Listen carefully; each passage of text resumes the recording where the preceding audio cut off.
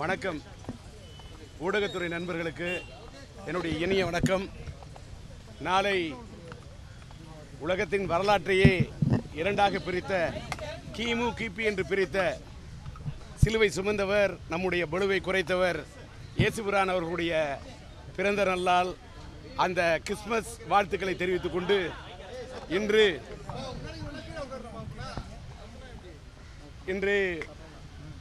பொன்மனச் செம்மல், புரட்சி நடிகர், புரட்சி தலைவர், மக்கள் திலகம் எம்ஜிஆர் அவர்களுடைய நினைவு நாள். இந்த நினைவு நாளிலே இன்று காலை எங்களுடைய லட்சிய திராவிட முன்னேற்ற கழகத்தின் சார்பில் அவருடைய திருவுருவ படத்துக்கு மாலை அணிவித்து மலரஞ்சலி செலுத்திவிட்டு இங்கே காவல்துறை ஆணையர் அவர்களை சந்திக்க வந்தேன். 1 மணிக்கு ஐயா அவர்கள் அவர் நேரம் ஒதுக்கியிருந்தார். அதன்படி உள்ளே சென்றுவிட்டு வந்த காரணத்தால் உங்களை சந்திப்பதிலே கொஞ்சம் தாமதமாகிவிட்டது. இது மதிய நேரம், உங்களுடைய உணவு நேரம். உணவை மீறி உணர்வோடு எனக்காக காத்திருந்த அத்தனை ஊடகத்துறை நண்பர்களுக்கும் என்னுடைய மனமார்ந்த நன்றியை தெரிவித்துக் கொள்கின்றேன். நான் இங்கே ஆணையர் அலுவலகத்திலே வந்து நான் ஒரு புகாரை கொடுக்க வந்திருந்தேன். என்ன புகார் என்று கேட்டால், என்னுடைய மகன் எஸ்டிஆர் நடித்த, சிம்பு நடித்த மன்மதன் படம், சிலம்பரசன், ஜோதிகா இன்னும் ஏனைய நடிகர்கள் நடித்த படம், இந்தியன் தியேட்டர்ஸ் கிருஷ்ணகாந்த் அவர்கள் தயாரித்த படம், சிலம்பரசனுடைய கதையிலே அவருடைய டைரக்ஷன் மேற்பார்வையிலே வந்த படம், மாபெரும் வெற்றியடைந்த படம். அந்த படத்தின் கதையாசிரியர் என்ற முறையில் சிலம்பரசனுக்கு அனைத்து மொழிகளிலும் உரிமை இருந்த காரணத்தால் தெலுங்கு படத்தின் டப்பிங் உரிமையை கூட நாங்கள் தான் சிம்பு சினியாட்சின் சார்பாக விற்றோம். அதை போல அந்த படத்தின் Hindi rights, north Indian language rights, அனைத்து உரிமைகளும் சிலம்பரசன் பேரிலே அடித்து கொடுக்கப்பட்டு லேப் கன்ஃபர்மேஷன் லேபிலும் எங்களுக்குத்தான் சட்ட ரீதியாக அந்த படத்தின் உரிமை இருக்கிறது. 2003ஆம் ஆண்டு ரிலீஸ் ஆன இந்த படத்தை 15 ஆண்டுகள் அதை இந்தியிலே ரீமேக் செய்ய வேண்டும், மொழி மாற்றம் டப்பிங் செய்வதற்கு பதில் இந்தியிலே எடுக்க வேண்டும் என்பதற்காக காத்திருந்தேன். என் மகன் சிலம்பரசனை இந்தியிலே அறிமுகப்படுத்துவதற்காக அந்த படம் இருக்கட்டும் என்று காத்திருந்தேன். ஆனால் இப்பொழுது அவர் தமிழிலே மிகவும் பிஸியாகிவிட்ட காரணத்தால் நான் அந்த படத்தின் டப்பிங் உரிமையை வட இந்தியாவிலே ஒரு கம்பெனிக்கு விற்க முற்பட்ட போது உடனே அதை தெரிந்து கொண்டு தமிழ் திரைப்பட தயாரிப்பாளர் சங்கத்திலே நிர்வாக குழுவின் உறுப்பினராக இருந்தவர் இன்றைக்கு இருக்கிறாரா இல்லையா என்பது கேள்விக்குறி. ஆனால் இருந்த தயாரிப்பாளர் தேனப்பன், வல்லவன் திரைப்படத்தின் தயாரிப்பாளர் அந்த தேனப்பன் வேண்டுமென்றே மன்மதன் படத்தின் உரிமையும், அதை போல வல்லவன் திரைப்படத்தின் கதை ஆசிரியர் சிலம்பரசன், திரைக்கதை ஆசிரியர் சிலம்பரசன், அந்த படத்தின் இயக்குனர் சிலம்பரசன், அந்த படத்தின் அனைத்து மொழி உரிமைகளும் மோரால சிலம்பரசனுக்குத்தான் அந்த உரிமை இருக்கிறது என்று தெரிந்தும் நான் மன்மதன் படத்தை வட இந்தியாவிலே விற்றவுடன் அதை தடுப்பதற்காக ஒரு திட்டமிட்டு, நீங்கள் மன்மதனை கூட விற்க விட மாட்டேன், வல்லவனையும் நான் விற்க விட மாட்டேன், நான் ப்ரொடியூசர்ஸ் கவுன்சிலின் நிர்வாக குழுவில் இருக்கின்றேன், எந்த அளவுக்கு பிரச்சனை செய்வேன் என்று பிளாக்மெயில் செய்தார். அதையும் மீறி நான் சட்ட ரீதியாக போராடிய போது வட இந்தியாவில் இருக்கக்கூடிய கம்ப்ளீட் சினிமா என்ற அந்த பத்திரிகையிலே ஒரு ஓஜாஸ் லா ஃபார்ம் என்ற ஒரு சட்ட நிறுவனத்தை கொண்டு சஞ்சீவ் குமார் என்ற வக்கீலுடைய பேரிலே மன்மதன் படத்தையும் வல்லவன் படத்தையும் அவர்கள் வாங்கியிருப்பதாக, அதன் உரிமை இருப்பதாக ஒரு பொய்யான தகவலை அந்த பொதுமக்களுக்கும் வட இந்திய திரைப்பட உலகத்தினருக்கும் ஏமாற்றுகின்ற வகையிலே ஒரு விளம்பரத்தை கொடுத்தார்கள். உடனே நான் என்னுடைய மதிப்புக்குரிய வழக்கறிஞர் சண்முகம் அவர்கள் மூலமாக எனக்குத்தான் சிம்பு சினியாட்சுக்கு உரிமை சிலம்பரசனிடமிருந்து முறையாக பெற்ற உரிமை எங்களிடத்தில் இருக்கிறது, லேப் லெட்டர் இருக்கிறது என்ற அடிப்படையிலே சட்ட ரீதியிலே அந்த சஞ்சீவ் குமார் என்ற ஓஜாஸ் லா ஃபார்மை சார்ந்தவர்களுக்கு நோட்டீஸ் அனுப்பி கொண்டிருந்தேன். ஒரு நோட்டீஸ் கொடுத்தேன், பதில் இல்லை. வழக்கறிஞர் சண்முகம் அவர்கள் 2வது நோட்டீஸ் கொடுத்தார், பதில் இல்லை.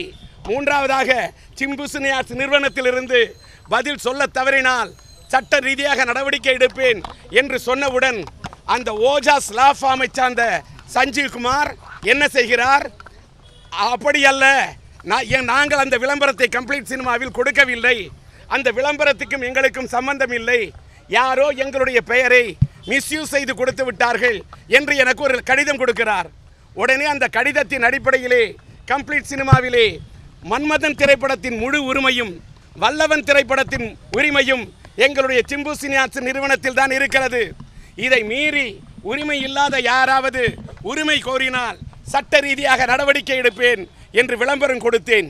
அந்த விளம்பரம் வந்ததற்கு பின்னால் மீண்டும் அப்பொழுதுதான் எஸ்என் மீடியா சார்ந்த சஞ்சய் லால்வானி இந்த தேனப்பனுடைய தூண்டுதலின் பேரிலே அதே கம்ப்ளீட் சினிமாவிலே மீண்டும் ஒரு விளம்பரம் கொடுக்கிறார். என்ன கொடுக்கிறார்? மன்மதன் படமும் வல்லவன் படமும் எங்களிடம் உரிமை இருக்கிறது, வேறு யாரிடமாவது உரிமை இருந்தால் உரிமையை கொண்டு வந்து காட்டுங்கள், நாங்கள் ஓஜாஸ் லா ஃபார்ம் பேரை மிஸ்யூஸ் செய்து விட்டோம், அவர்களுடைய பெயரை நாங்கள் தவறாக பயன்படுத்தி விட்டோம் என்று அவர்களே ஒப்புக்கொண்டு விளம்பரம் கொடுத்திருக்கிறார்கள். அந்த விளம்பரத்தின் அடிப்படையிலே நான் சொல்லுகிறேன், ஒரு தனிப்பட்ட மனிதனின் ஒருவருடைய பெயரை இன்னொருவர் பயன்படுத்துவதே சட்ட ரீதியாக குற்றம் என்று சொன்னால், ஒரு ஓஜாஸ் லா ஃபார்ம் என்ற ஒரு லா ஃபார்ம் ஒரு லா ஆபீசருடைய பெயரை எப்படி ஒரு தயாரிப்பாளரும் ஒரு ஃபினான்சியரும் தவறாக பயன்படுத்தலாம்?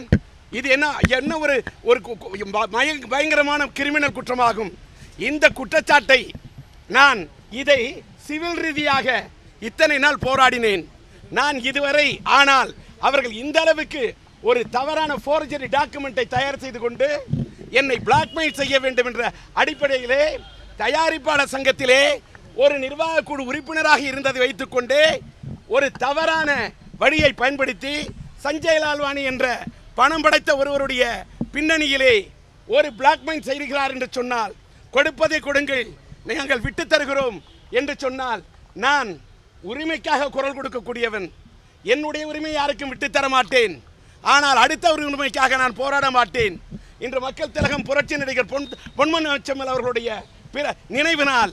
அதில் சொல்லுகிறேன், ஒரு தவறு செய்தால் அதை தெரிந்து செய்தால் அவன் தேவன் என்றாலும் விடமாட்டேன் என்று பாடிய புரட்சி நடிகர் பொன்மனச்செம்மல் எம்ஜிஆர் அவர்களுடைய ரசிகன் என்ற முறையிலே இவர்கள் செய்யக்கூடிய தவறை சுட்டிக்காட்டியே தெரிய வேண்டும். என்னை போன்றவர்களே இதை போன்ற தவறான கும்பலுக்கு, இதை போன்ற பிளாக்மெயில் செய்யக்கூடிய பேர் வழிகளுக்கு உறுதுணையாக இருந்துவிடக்கூடாது.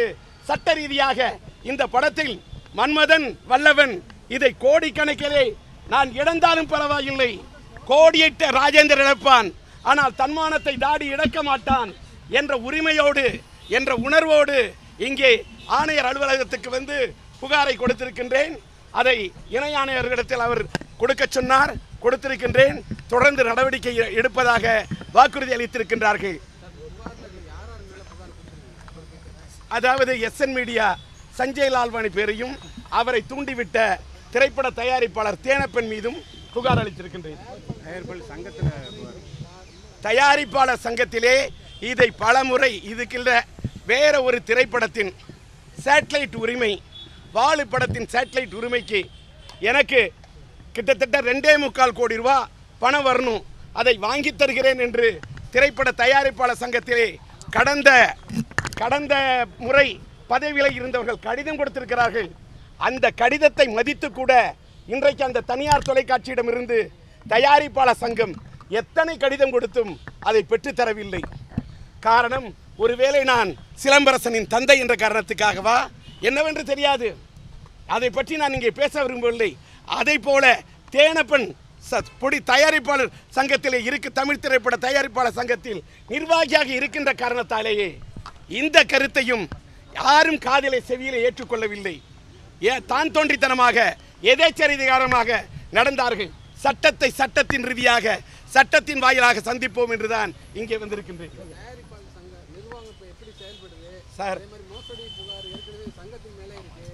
ஒரு நிமிஷம், நான் வந்த எந்த காரணத்தையும் நீர்த்து போக விடாமல் திரைப்பட தயாரிப்பாளர் சங்கத்தின் பிரச்சனையை பற்றி பேச வேண்டும் என்றால், மற்ற திரைப்பட தயாரிப்பாளர் மற்றும் மற்ற திரையுலக பிரச்சனையை பற்றி பேச வேண்டும் என்றால் நான் மீண்டும் பத்திரிகையாளர்களை சந்திக்கின்றேன், அப்பொழுது பேசுகிறேன். இன்றைக்கு எதுக்கு வந்தேன்?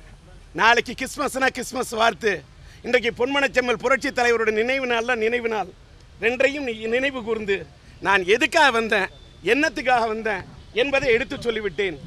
நீ இத்தனை நேரம் பொறுமையாக இருந்த தாங்களுக்கு நன்றி.